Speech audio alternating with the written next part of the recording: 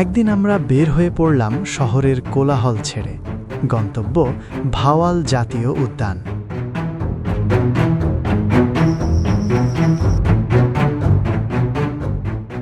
ঢাকা থেকে খুব বেশি দূরে না, গাজীপুরের রাজেন্দ্রপুরে ঢাকা ময়মনসিংহ হাইওয়ের ঠিক পাশেই এর অবস্থান। মেইন গেট থেকে 20 টাকা টিকিট কেটে ঢুকে গেলাম সবুজে ঘেরা এক অন্য জগতে।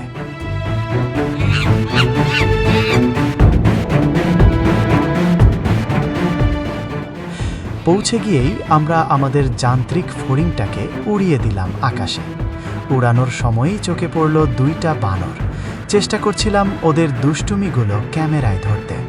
দেখে মনে হচ্ছিল ওরা প্ল্যান করছে কিভাবে অতিথিদের কাছ থেকে চিপসের প্যাকেট ছিনিয়ে নেওয়া যায়। তাই এখানে এলে খাবার আর মোবাইল একটু সাবধানে রাখবেন।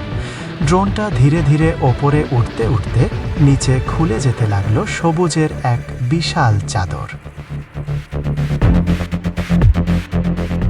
গাজীপুরের এই বন শুধু একটা পার্ক না, এটা ভাওয়াল গড়ের অংশ, যা একসময় ছিল বিশাল শালবনে ঢাকা। প্রায় 12,409 একর জুড়ে বিস্তৃত এই বনভূমি প্রকৃতির এক বিশাল নিঃশ্বাসের মতো। 1974 সালে তৈরি আর পরে জাতীয় উদ্যান হিসেবে ঘোষণা করা হয়। আজও সেই ইতিহাসের ছাপ রয়ে গেছে এই বনের ভাঁজে ভাঁজে। আমাদের ফড়িংটা যখন গাছের ভাগ দিয়ে উড়ছিল, চারপাশে শুধু শাল গাছ, লম্বা, সোজা আর নিঃশব্দে দাঁড়িয়ে। মনে হচ্ছিল বনটা যেন আমাদের দেখছে, শুনছে। মাঝে মাঝে চোখে পড়ছিল বানর, শোনা যাচ্ছিল পাখির ডাক।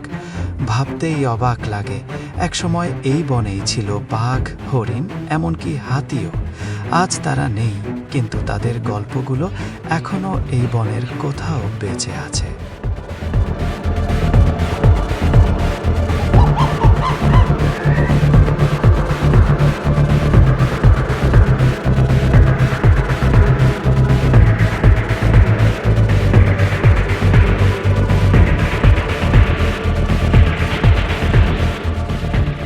আমরা যখন আরও দূরে উড়াল দিলাম, দেখা গেল বনটা আর আগের মতো ঘন নেই। সময়ের সাথে সাথে আর মানুষের প্রভাবে অনেক কিছুই বদলে গেছে। তবুও এই সবুজটুকু এখনও টিকে আছে, নিজের মতো করে, নিজের ছন্দে।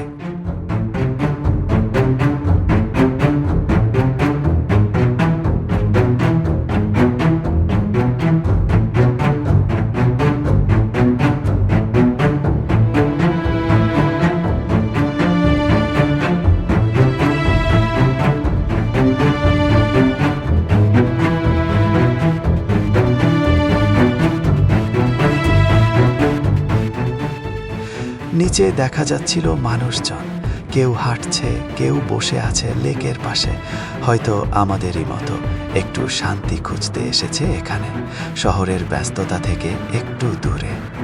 সূর্য যখন ধীরে ধীরে নেমে যাচ্ছিল, আমাদের ফড়িংটা তখনও উড়ছিল আকাশে, আর আমরা চুপচাপ দেখছিলাম একটা দিনের শেষ আর প্রকৃতির এক নিঃশব্দ সৌন্দর্য। শহরের ব্যস্ততার মাঝে এমন একটা জায়গা সত্যিই দরকার। আমরা গিয়েছিলাম, দেখেছিলাম, আর আপনাদের জন্য নিয়ে এলাম এই দৃশ্যগুলো।